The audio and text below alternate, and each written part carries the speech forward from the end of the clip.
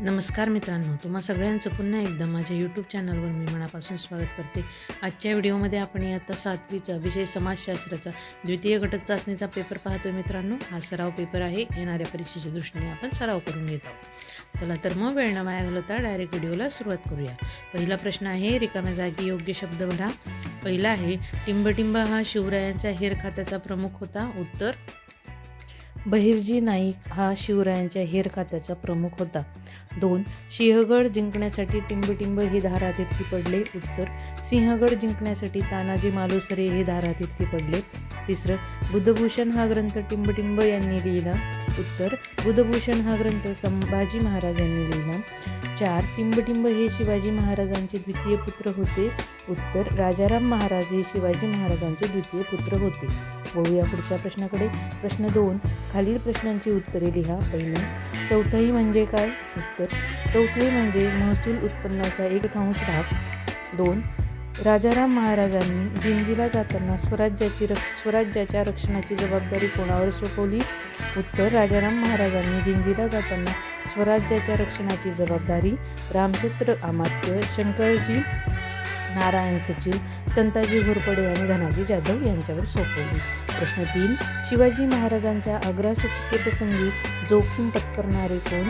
उत्तर, शिवाजी महाराजांच्या आग्रा सुटकेप्रसंगी जोखीम पत्करणारे होते हिरोजी फर्जत व मदारी मेहतर. प्रश्न 5. घोडदळातील सर्वोच्च अधिकारी कोण होता? उत्तर, घोडदळातील सर्वोच्च अधिकारी सरनोबत होता. वळूया पुढच्या प्रश्नाकडे. प्रश्न 3 लिहा. पहिलं, टिंबटिंब सर्वांसाठी सारखाच आहे. उत्तर, कायदा सर्वांसाठीच सारखा आहे. प्रश्न 2. 6 ते 14 वयोगटातील सर्व मुलामुलींना टिंबटिंब घेण्याचा मूलभूत हक्क आहे. उत्तर, 6 ते 14 वयोगटातील सर्व मुलामुलींना शिक्षण घेण्याचा मूलभूत हक्क आहे. वळूया पुढच्या प्रश्नाकडे. प्रश्न ब. मूलभूत हक्क म्हणजे काय? उत्तर, प्रत्येक व्यक्तीला आपल्यातील गुणांचा किंवा कौशल्याचा विकास साधण्यासाठी जे घटक आवश्यक असतात त्यांना अधिकार किंवा हक्क म्हणतात. मूलभूत अधिकार व्यक्तीला जन्मताच मिळतात. प्रश्न 4 अ. चुकीबरोबर ते लिहा. पहिलं, वृक्ष लागवड केल्याने मृदेची धूप कमी होते. बरोबर. दुसरं, विषुव दिनाच्या तारखा प्रत्येक वर्षी बदलत असतात. उत्तर बरोबर. 3. सर्वच देशात सारखे ऋतू असतात. उत्तर चूक. प्रश्न ब. खालील प्रश्नांची उत्तरे लिहा. ह्युमस म्हणजे काय? उत्तर, मृदेतील विघटित झालेला पदार्थ म्हणजे ह्युमस होय. प्रश्न 2. आयन दिन म्हणजे काय? उत्तर, ज्या दिवशी पृथ्वीचा कोणताही एक ध्रुव सूर्याकडे जास्तीत जास्त कललेला असतो त्या दिवसाला आयन दिन म्हणतात. प्रश्न 3.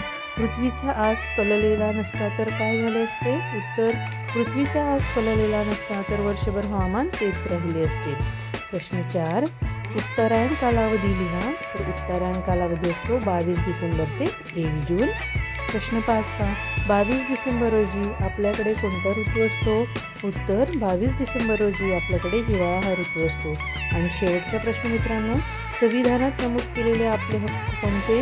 उत्तर, संविधानात नमूद केलेले आपले हक्क समता, स्वातंत्र्य, शोषणाविरुद्धचा हक्क हे आहे.